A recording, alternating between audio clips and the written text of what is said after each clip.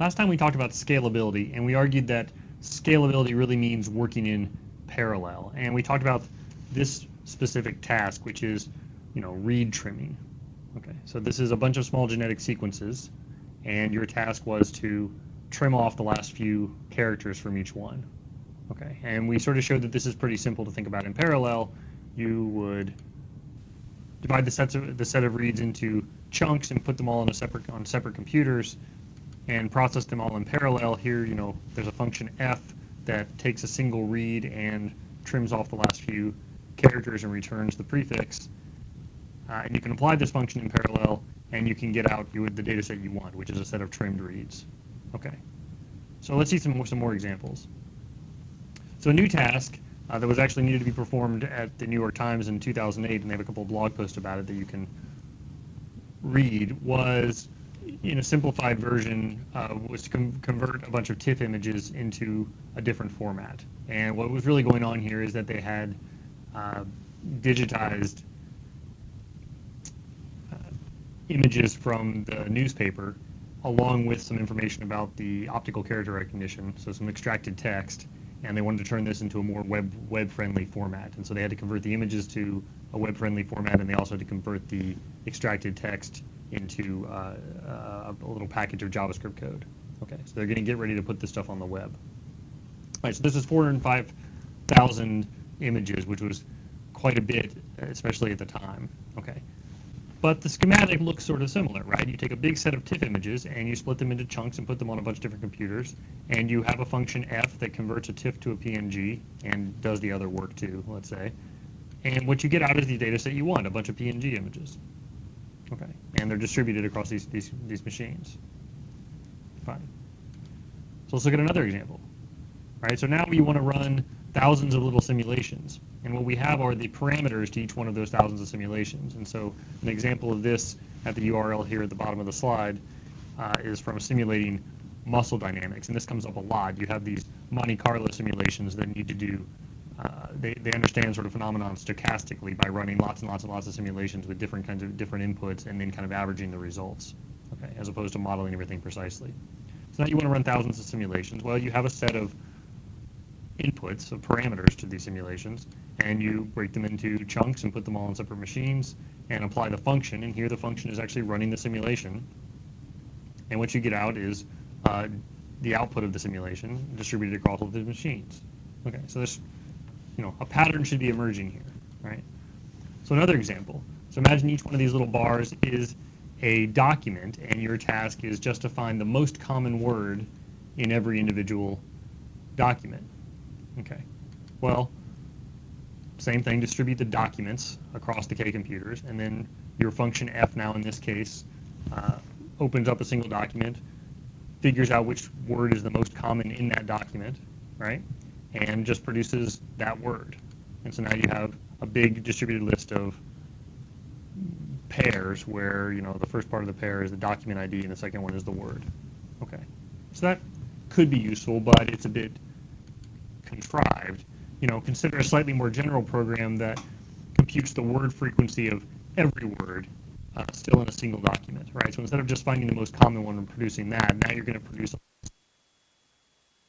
histogram of the frequencies of every word in the document. Okay, so given this input, you produce all of these items, right? A set of items. And the only reason I'm making this distinction from the last one is that the last one, took a single document to produce a single word.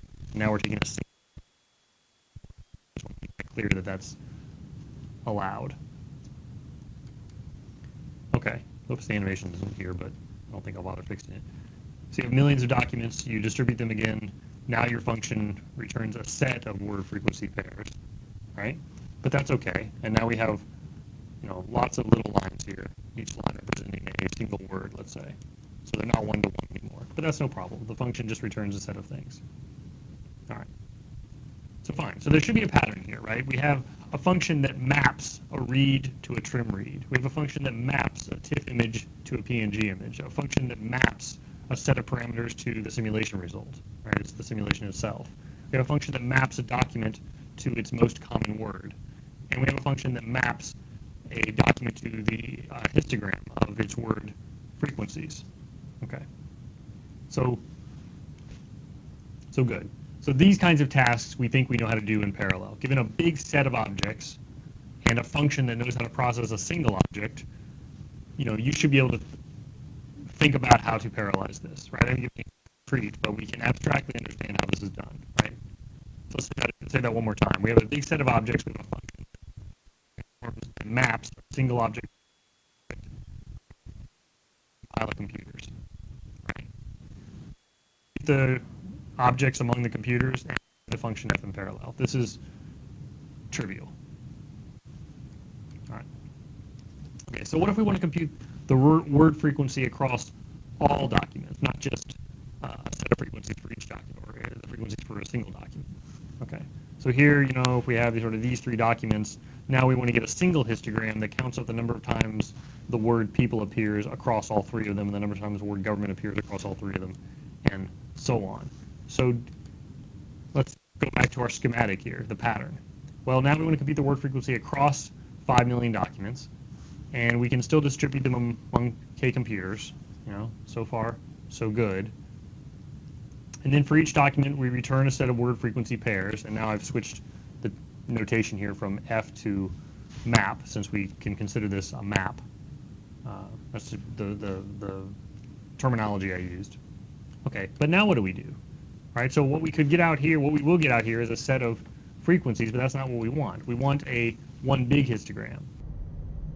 And to build this one big histogram, we have to make sure that a single computer has access to every occurrence of some particular term. So if the word history appears in some document on this machine, and it appears twice in this document and 3 times and two times in documents on that machine, and so on, we have to sort of group those all up and send them to a single place just so we can count them. Okay. So let's look at this again. So if we distribute the documents across these computers, we apply our map function to each document in order to produce a set of word frequency pairs, and now we have a big distributed list of these sets of word frequencies. And now we want to get these workers involved in the process. And these guys are going to be the ones who count the occurrences of a particular word. Okay. And so imagine all these little colored red lines are occurrences of words, such that all the red lines represent a single word, occurrences of a single word, and all the green lines represent a different word, and so on.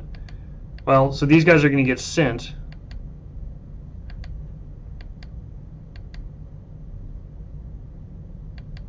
to their respective locations, so such that this worker is in charge of handling all the occurrences of the blue word, and this worker is in charge of handling all the occurrences of the red word, and so on. Okay, so now instead of lines that go, from 1 to 1, we have lines that go from this one computer to a bunch of different computers. Okay, and so on, right? So you have to sort of shuffle the data, to spray this data out across the network in order to regroup it. Now, fine. So now that we have the data grouped the way we want and partitioned the right way, we can apply another function, which I'll call the reduce function, which in this case it does something very simple. It just counts them. And that allows us to produce our final result, which is, oh, there are 4 green words and 4 red words and 3 blue words, and so on. Okay. So now the schematic looks a little different. We have a sort of a two-step process. So we start with some large set of objects distributed over a bunch of machines, and then we want to apply some function f to each one of those objects, and that was our first step.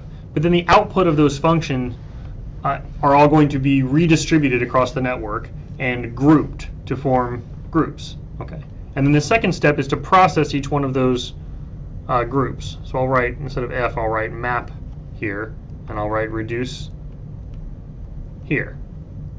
Okay. And so that's exactly what MapReduce does, and we'll explain this in more detail next time. But the key idea here is that the user, the programmer, is going to write these two functions, a map function and a reduce function, which are serial. And what I mean by serial is they're not parallel. You don't have to worry about how to manage just program a distributed cluster within each one of these functions. You just write a function map that takes in an object of some kind and returns some other object. And I'm not using object in this sort of object-oriented sense here. It's just sort of in the mathematical sense, just any sort of input to produce any kind of output. Okay. And then the reduce function takes a set of objects, which I'll note this way, and returns some other kind of object. And actually this can be a set of objects as well. And in fact this can be a set of objects as well. So maybe I'll switch colors here. This can actually be a set of things, and this could actually be a set of things. So for example, we saw a document returning a set of word frequency pairs. But you can think of it, it's not necessarily important to understand what's going on here. Okay, so this is an interesting hypothesis, right? That perhaps all distributed algorithms can be expressed as sequences of these two-step operations, right? A map followed by a reduce, and then maybe more MapReduce, MapReduce, MapReduce as needed. Okay, and we'll talk about that in more detail next time.